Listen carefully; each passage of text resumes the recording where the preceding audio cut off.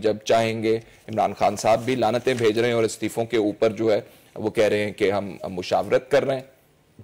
क्या आप क्या हो क्या रहा है, क्या जा रहे हैं? देखिए जी, बात यह है कि मैं ये समझता हूं कि बहुत मायूस मैं माजरत चाहता हूं, साबिर बलोच साहब पाकिस्तान पीपल्स पार्टी के सीनियर रहनुमा, वो भी हमारे साथ मौजूद हैं इस वक्त फोन लाइन पर। जी प्लीज। मैं ये समझता हूं कि बाज़ लोगों का ख्याल था कि नवाज शरीफ साहब डिस्क्वालीफाई हो जाएंगे, नाअहल करार दे दिया जाएगा और उसके बाद ये पार्टी टूट जाएगी और हम जो मैंने कहा था ना कि वो गालिब का खेल है, एक मरने पर मौकूफ हो जिसकी उम्मीद, नाउमीदी उसकी देखा चाहिए। वो समझते थे कि जो पंजाबी में कहते हैं ना कि गलियां हो जाए सुंजियां, मिर्जा यार फिर ये समझते थे सारे डिस्क्वालीफाई हो जाएंगे, शहबाज शरीफ भी हो जाएंगे, नवाज शरीफ हो जाएंगे, फिर इनका दौरा होगा, ये जीत जाएंगे। वो नहीं हुआ। फिर इनका ख्याल था कि नवाज शरीफ डिस्क्वालीफाई को तो पार्टी डिसइंटीग्रेट हो जाएगी, भाग जाएंगे, टूट जाएगी। वो नहीं हुआ। इनका ख्याल था कि जो 1.5 साल से प्रोपेगेंडा हो रहा है यकतरफा नवाज शरीफ के खिलाफ, के बहुत करप्ट आदमी है, तो शायद वोटर उनसे छूट जाएगा। उन्होंने देख लिया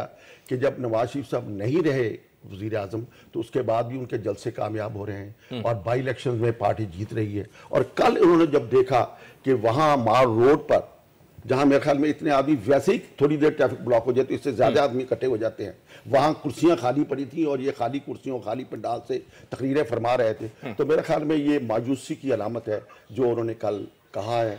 वो उन्होंने समझा था कि शायद तारुल कादरी साहब के बाद कोई है एक ग्रोह जिसको वो यहाँ किसी जलसे को कामयाब कराने के लिए ला सकते हैं। लेकिन मेरा ख्याल ये है कि वो लोग अब उनको भी समझ गए हैं और उनके पीछे जो कुछ है वो उनको भी समझ गए हैं और ये कहते हैं कि मैं जब चाहूँ निकाल दूँ। तो हमारे यहाँ आप देखेंगे ये समझते हैं, मैंने सुना हुआ है, मैंने कभी देखा नहीं, मेरा जाती एक्सपीरियंस नहीं है कि मेरे ऊपर तो कभी जिन ने कब्जा नहीं किया, लेकिन जिन लोगों पे जिन कब्जा कर लेते हैं, जिन्नात का जिक्र फांसी में भी है, तो वो फिर इस तरह की कहते हैं कि मैं ये कर दूँ। वो खुद नहीं बोल रहे, उनके अंदर वो जिन बोल रहे।